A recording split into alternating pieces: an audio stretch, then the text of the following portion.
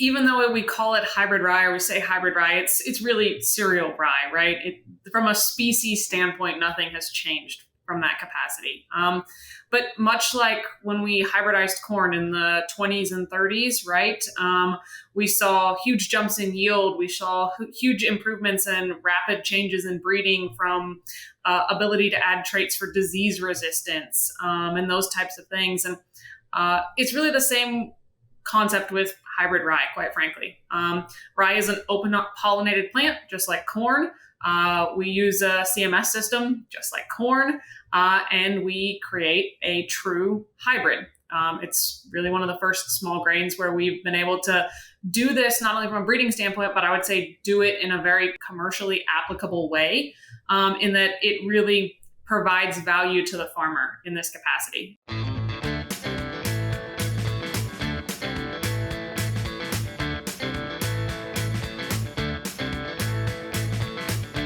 Welcome to the Crop Science Podcast Show by Wisenetics. I'm your host, Leo Bastos, Assistant Professor in Integrative Precision Agriculture at the University of Georgia. Today, we welcome our guest, Dr. Becca Brattain. She is the Country Manager for KWS Cereals, USA. Becca, welcome to the Crop Science Podcast Show. It is really great to have you here today. And the first thing I want to ask you is if you can share a little bit with us about your path and how you got to the position that you are in today. Well, first of all, thanks for having me. I'm very excited to be here.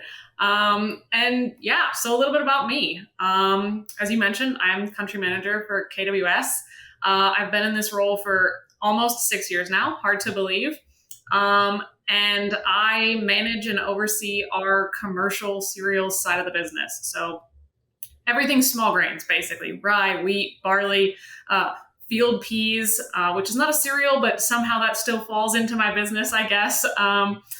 Really kind of oversee commercial activities for small grains for KWS in the United States. And while I'm very active on the crop science side of things now, that's actually not my background. I am a classically trained ruminant nutritionist, actually. So I have a PhD from University of Illinois in animal science, and actually started with KWS working on an animal feeding project for hybrid rye. Awesome. Explore the future of agriculture with KWS, a global leader in innovation and sustainable farming practices. Uncover the exceptional qualities of our hybrid rye, cultivating a legacy for a greener tomorrow. Visit kws.com/US for more information and for dealer locations. KWS, seeding the future since 1856. So, you just mentioned that you're currently working with hybrid rye.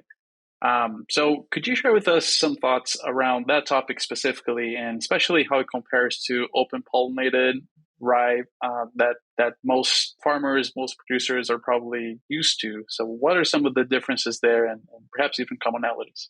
Yeah, well, first of all, even though we call it hybrid rye or we say hybrid rye, it's really cereal rye, right?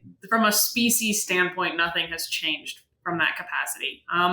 But much like when we hybridized corn in the 20s and 30s, right? We saw huge jumps in yield. We saw huge improvements and rapid changes in breeding from ability to add traits for disease resistance and those types of things. And it's really the same concept with hybrid rye, quite frankly. Rye is an open-pollinated plant, just like corn. We use a CMS system, just like corn, and we create a true hybrid. It's really one of the first small grains where we've been able to do this not only from a breeding standpoint, but I would say do it in a very commercially applicable way, in that it really provides value to the farmer in this capacity. So I encourage people to think of it as a new crop in what it can do from a yield and disease resistance standability standpoint. But at the end of the day, it's still cereal rye that a farmer's known and associates with, just with a lot more cool things in its back pocket, like really high yields, and it's a lot shorter, so it doesn't fall over as easily. And there's been traits introduced, like pollen plus, for example, which means that it doesn't get ergot as bad as regular rye. So things like that, right? They really kind of set it apart from maybe what a farmer traditionally thinks of as the rye that their granddad grew or the rye that they throw out on the field for a cover crop. Perfect. And just if we can put some numbers in that, do you have some data to back up as far as this comparison of how higher yields are we talking about when we're talking about this comparison here? So there's lots of data out there from several universities across the U.S. There's been hybrid rye included in several of the small grain trials. University of Minnesota has been doing an excellent trial for, 6-7 years now that has hybrid rye included. And really, depending on the region, things like that, they're seeing yield increases of 50 to 100% higher yielding, sometimes even more than 100% higher yielding than old styles of traditional non-hybrid rye. The record I have ever seen is 230 bushels per acre in Washington on irrigation, very high management. I mean, we're talking, right, like the guys that win the corn yield trials and the wheat yield trials, they're the best of the best. That's the record that I've ever seen for a hybrid in the States. So very high top end potential from a yield standpoint. But like I said, lots of yield data at many of the different universities. We're starting to see hybrid rye show up in those type of yield trials now with their small grains departments. Perfect. Awesome. And actually, just to make a quick, hook here. So one of our previous guests in this podcast, he was at the University of Minnesota. He was working with small grains, and hybrid rye was one of them in his program. So maybe you guys are working together, actually. Yeah, I believe you're referencing Yoko Versma. Yeah. Outstanding researcher. He's done a great job. And yes, he has a lot of experience with hybrid rye and has had it in his program for many years now. Yeah, absolutely. And for those listening, if you want to learn, how that experience has been in the University of Minnesota, we can go back to our previous episodes and catch up with that to learn more as well. But for today, we're going to learn a lot more as well from Dr. Becca. So let's continue on that path here. Becca, where do you see the most opportunities for growers to use hybrid rye, especially when compared to the regular open-pollinated rye varieties? Yeah, so there's really two different avenues, I would say. The first would be true grain production, right? Traditionally, I would say most farmers probably think of rye as a cover crop, right? They're planting it in the fall, terminating in the spring, and rolling into another cash crop simply because rye as a whole hasn't provided that much kind of economic value, right? It's low yielding. They're often going to be faced with lodging. And from a dollars and cents standpoint, for the average farmer, it doesn't make sense to take that crop all the way to harvest. These new hybrid grain varieties that are very high yielding, that have resistance to ergot, things like that, they've created a new avenue for farmers to really have an economic advantage for using a small grain now like rye in their rotation. And we're seeing a lot of efforts go into developing feeding trials for how do we integrate rye into livestock diets. Across the Midwest, we're starting to see big feeding companies start to look at how, from a sustainability standpoint, can we improve our rotations by adding a small grain in like hybrid rye, and how do we then start implementing that into livestock diets? That's a rapidly growing market, and I think it's just going to continue to get bigger. The other avenue where I see a ton of potential for hybrid rye specifically is in the forage segment. Lots of producers have been chopping small grain silages like standard rye, like triticale, and utilizing it for a small grain silage for dairy cattle, beef cattle, and including it into those types of rations. And just like there's been grain varieties that have been bred to be super high yielding, there are actually hybrid forage varieties as well that are very high yielding and very competitive in certain segments. And with lots of these types of cattle producers, they're often looking for, how do I maximize the amount of tons I can pull off of an acre, right? And so they're putting these small grain silages in because they fit really well with corn silage, for example, right? They can basically keep that ground covered year round and be pulling more tons per acre off to feed their livestock. And so to me, those are the two avenues. that I see hybrid rye really excelling and really growing into quickly. So I guess a quick follow-up on that is for a grower that may be already using rye, perhaps as a cover crop, or maybe another reason here, and they're looking to an opportunity to shift into hybrid rye. What are the different components of the system, or maybe there's not too many different components in the system that would allow a grower to shift from their regular rye to hybrid rye? A couple things to keep in mind. Because it is a hybrid, it does come with a bit of a higher seed cost. So because of that, traditional cover crop farmers aren't really probably looking to integrate it into their system, right? Cover crops are a low value crop, I would say, right? They're really providing some environmental benefits, ground cover, preventing erosion, things like that in between crops. So we're not looking for a really high cost seed in a situation like that. So that's something to keep in mind. The other thing that stumps people a bit when we start talking about hybrids is they've been bred for hybrid vigor, which means that we need a really low seeding rate. And so there's a little adaptation switch from a farmer's mindset that's maybe used to putting down 100, 150 pounds to the acre of seed. And then all of a sudden they're faced with a product that is still cereal rye, but they're getting recommendations to put down 50 or 60 pounds to the acre, right? That takes a little bit of a mind switch for a farmer going from traditional rye to a hybrid, and an equipment switch, right? You got to set a planter accordingly to make that work in those types of situations. And when you're planting at that low of a seeding rate, oftentimes you got to slow down a little as you're going across the field as well to get more accurate seed to soil contact. So from a production standpoint, there's some switches and some kind of mental planning, I think, that the farmer has to do to really prepare for that type of switch.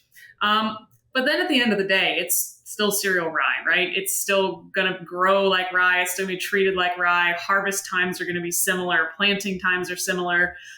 Maybe a little bit of more fertilizer requirements because it is higher yielding, but it's still cereal rye at the end of the day. Absolutely. And perhaps a follow-up on that is, where do you see hybrid rye being more adaptable in the U.S.? Is it something that would have its most return perhaps on specific areas due to weather and soils and management overall?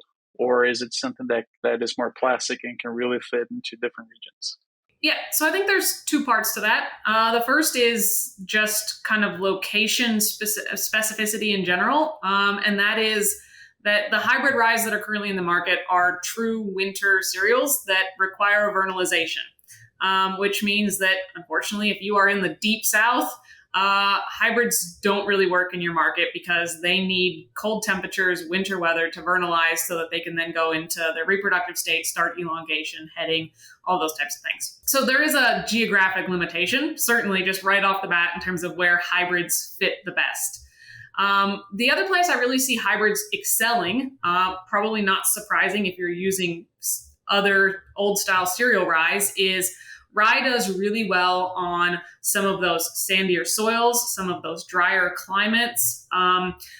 Hybrid rye actually needs 20 to 25% less water than a winter wheat. So in a lot of our water shortage regions and areas, I'm seeing huge adaptation of this product. Anytime we're able to put it into areas where we know that water's at a limitation, we know their only water source is often through some type of irrigation system, and we can offer a farmer a solution that requires one less watering event or two less watering events. That's a huge cost saving and savings for them from that standpoint. And so in a lot of those areas, I'm seeing hybrid rye have a really quick uptake. Awesome. So another piece of the hybrid rye that you mentioned earlier in this episode was the disease component, perhaps the ergot component of that production system. So can you tell us a little bit about how concerning is that, especially in the area of small grains, not just to the farmer who's growing this, but also to the consumer that then will incorporate, well, you know what, let me take one step back here. I guess even though I am an agronomist, but I don't have a lot of experience with winter cereals. So let me first ask you if you could position us in the understanding of ergot in rye overall, And then we'll talk about the impacts of that, both to the grower that is growing rye or hybrid rye, but also to the consumer side. Yeah, perfect. I agree. Let's take it all the way back to the start. So ergot is naturally occurring in lots of wild grasses. It lives in the soil, and really, it's one of those types of things that it doesn't go away. There are certain regions of the U.S. where there's little to no ergot pressure, and a farmer is saying, "I've never heard of that before." Right? There are other parts where we have more weather events, more water, and it's more prevalent in the soil where we know it's a major issue. For example, upper Midwest, we know there's a lot of ergot pressure. Where we go to drier climates, there's a lot less ergot pressure. And ultimately, ergot is toxic, is what it comes down to. And its history traces back to potentially being blamed for the Salem witch trials because it's so toxic that it can create hallucinogenic effects and things like that. It can cause major problems when fed to livestock in terms of health-related issues. It causes them to not eat. It causes them to get really sick. Same thing can happen if people consume it. And rye, being a open-pollinated plant that flower stays open for a very long time, it's highly susceptible for those ergot spores to come land and take part in that plant and then grow and develop into a really big ergot spore and ergot infestation into that crop. And it's quite frankly something that rye became very known for in a negative light. There's very little you can do to treat it, prevent it, those types of things, other than really expensive cleaning at the end, right? That's your only option. And then it's hard to get all of it, is what it comes down to. And so one of the reasons we started to see a gradual decline and shift away from rye in large parts of the country was just because of ergot, right? It's literally being grown. It's getting covered in lots of quantity of this really toxic substance.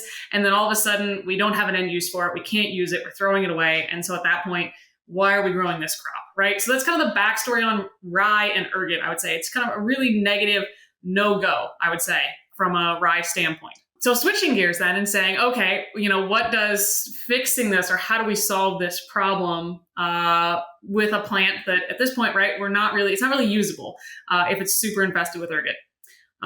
There are people far smarter than me, really incredible breeders, scientists that were able to identify a natural trait that causes the rye plant to produce a lot of pollen. And it's called pollen plus. And not all hybrids have it, but a lot of the hybrids across the world have been bred to have this trait in them. And pollen plus basically causes the plant to produce lots and lots of pollen during that pollination window. Because your best defense against an ergot spore landing in that open flower is for pollen to land there and for you to have grain fill instead of ergot. And so that's really what this trait does, is it causes the plant to produce enough pollen to hope that it offsets this ergot.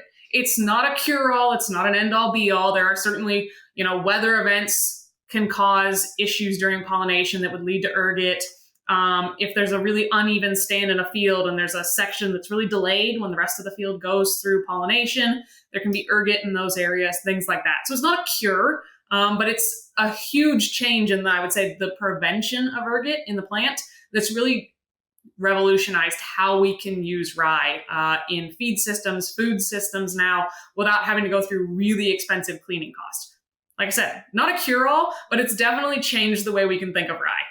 So, and just to make sure that I also understood, so you're saying that basically by producing more pollen, the pollen is competing with the ergot spores, and then it's just not giving that opportunity for ergot, or as much of an opportunity for ergot to establish itself in the flower. Yeah, absolutely. That's exactly what's happening. Breeders have also done some really cool things with trying to shorten pollination window, right? So if we have a really short, uniform pollination window with lots of pollen, it helps with that too. So there's been other things that have kind of been added in along with this pollen plus trait. But that single-handedly has been one of the biggest drivers of kind of minimizing the risk of ergot in rye. Awesome. It's really interesting to learn about this and really understand how the plant is helping itself to be less susceptible to a spore from a disease. So that's really fantastic work. So my next question here for you is, how does hybrid rye fit into sustainability practices? What are the main differences there compared to just the regular rye, and what does hybrid rye bring to the table when it comes to sustainability? I hinted briefly at this when I talked about, a little bit of the livestock feeding side of things and those aspects. But obviously, there's a big push from consumers in general to how are farmers being as sustainable as possible. And I want to be the first one to go on the record and say, I think our farmers are incredible at what they do. And if they weren't sustainable, they wouldn't still be farming today. But at the same time, I fully understand that, what can we continue to do better and how can we keep doing things better year after year. And so hybrid rye has gotten a lot of focus and a lot of attention for that for a couple different reasons. Rye in general obviously has some really attractive advantages in terms of providing winter ground cover. We talk about erosion a lot. We talk about nutrient leaching a lot. Anytime we can incorporate a winter cereal that's providing that ground cover, right? It's preventing nutrients from being washed away. It's preventing soil from being blown away. Obviously, those are innate to any winter cereal. It's not really a specific to hybrid rye, but super important from those capacities. The other thing that I think is really interesting when we start talking hybrid rye, and I talked about this briefly, was the water use capacity. We know in lots of regions, especially as we travel west in the United States, water is becoming a less and less available nutrient, and we don't foresee that really changing anytime soon. And so having a crop that can use 20-25% less water over a traditional growing period is a huge advantage. And then when we couple that with a really high yield, right? Obviously, it's cool if you can grow a crop with less water, but if it doesn't yield anything at the end of the day, that's not really sustainable, right? It doesn't really provide us any benefit. So when we can take really low inputs and combine that with high yields, it's a unique advantage to this crop. Rye is a scavenger. It's really great at pulling nutrients. It's really great at pulling water from deep in the soil, those types of things that make it really able to strive in some of these environments where we've struggled to grow other crops. And because of that, it's getting a lot of attention for how it fits into crop rotations to provide some of these sustainability type benefits. Awesome. And also, something I was thinking here that you mentioned earlier, as far as hybrid rye being able to produce more biomass per area compared to just a regular rye variety, it's probably also part of that extra biomass, even though if the above ground part of that may be harvested for different reasons, but it's probably also putting a lot more below ground biomass that is being returned to the soil and helping to fix some carbon as well, as we compare to a crop, perhaps even the open-pollinated rye that may be returning less biomass as roots to the soil. Yeah, very good point. I'm glad you mentioned that. Well, for those listening to this episode, I ask that if you are enjoying this, that you like our podcast, this episode in different whatever platform you're listening. Make sure to subscribe to get more of the great content that's coming out, that's constantly coming out of our podcast, and also share with this episode with anyone that you think could benefit from the great discussion and conversation we're having, Dr. Becca here. It's time for our famous three. All right, Becca. So we're getting towards the end of our episode when we ask the three last questions. So the first one here is, what is your favorite resource when it comes to, it could be hybrid rye, it could be forages in general, it could be animal science, whatever on the technical side that you have as a resource that you would like to share with our audience? Well, there is a lot out there. The world of the internet is an amazing resource. I encourage, if people are interested, just, type hybrid rye into your Google search bar and hit enter and see what pops up. There's lots of great resources. There are lots of universities, private groups that are working to study this crop and figure out how it fits in our systems in the US. And so I encourage people to go there. But I have to say, Rye and Health, this book was given to me, I think I had been on the job for a week and I had no experience with rye. I'm a Midwest gal, corn and soybeans, that's my life. And this was very eye-opening to me about how rye fits not just from a human health standpoint, an animal health standpoint, but how it really kind of fits into life in general, I would say. So highly recommend. Very good book, very eye-opening, lots of really cool information in there. So rye and health. Nice. Thank you for sharing that. And is that so? Could you also share the author of that, just so whenever our audience is looking for it? I apologize. I will absolutely butcher their last names. So I don't know if there's a way we can show it on the video better, or if we can. Well, I'm not going to try because I'll probably butcher as well. But what I say is, if you are listening to this and you're not having the video component of it, all of our episodes are also posted on YouTube. So you can go to our YouTube channel and check out the recording. You're going to be able to see the full book with the cover, with the authors, and everything else. Perfect. So our second question here is pretty much the same, but outside of the technical side, right? So if there's any resource that you'd like to share with our audience that pertains more to, personal development or anything on that side. Yeah, so I know personality evaluations have become really a popular concept, and I think integrated into work, integrated into people's personal lives these days. I very much enjoy one that's free, available. You can go online and do it. It's called 16 Personalities. I was first introduced to this in grad school by my advisor at Iowa State. And to me, not only did it teach me a pile about myself, first of all, I was a little shocked at how accurate it was, but it also taught me a lot about things like how I like to be managed, how I like to manage people, how I like to interact with people, what kind of work environment I like to be in and I thrive in, what kind of personal environment I like to be in and like to thrive in. And it really provided me some insights into myself. But also it talks a lot about how your personality interacts with other personalities. And to me, that was the really fascinating part, I would say, and the really interesting part. So I highly recommend that. I think really any type of self-assessment, self-evaluation where you can learn more about your personality and how that fits in the world around you is super helpful. I love that recommendation. I remember the first time I took one type of personality assessment, it was like with a group of people, right? And it was so eye-opening, as you're saying. It was like, I don't know, I think that until you do that, and if you're not aware of those differences, at least in my head, I thought, we're all different, but we kind of we all think similarly, but just in slightly different ways. And then I went through this this exercise, and I was like, there's people in that room that hated some things that I thought I was doing as something nice to other people, right? And you're like, wow, people are really different. Yeah, absolutely. This is a great one. Thank you for sharing that. All right, so the last one here is, in your opinion and through your career, your experiences, what have you seen or identified? What type of skills or skill set that you have identified in people that are highly successful in their careers?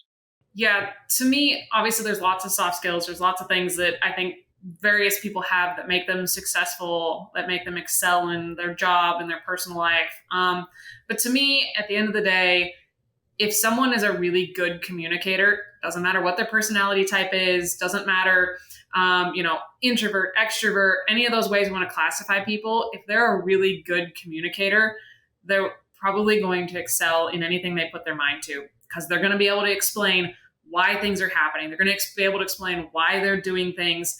They're going to be able to stay up to date with people because they're being open and they're sharing information, and really so many soft skills, I feel like, tied to communication, that it's such an important characteristic for me. It's such an important, characteristic when I look at who I'm surrounding myself with and people that I want to be around and work with. Good communicators just make life easier, quite frankly. Absolutely. And this, at least for the guests that I hosted, I think this probably came up a few times now. So we see some themes coming back, and, people from industry, from academia. So it's really, it's another data point on that evidence as far as this really being a key a key trait to cultivate for sure. Awesome. Well, Becca, this wraps up our episode. I just want to thank you so much for being with us today. I learned a lot about hybrid rye and some of its how it fits into a production system and some of the bits of its benefits. So thank you so much for sharing all that. I'm sure our audience also will benefit a lot from our conversation. So thanks for being with us today. Thanks so much for having me.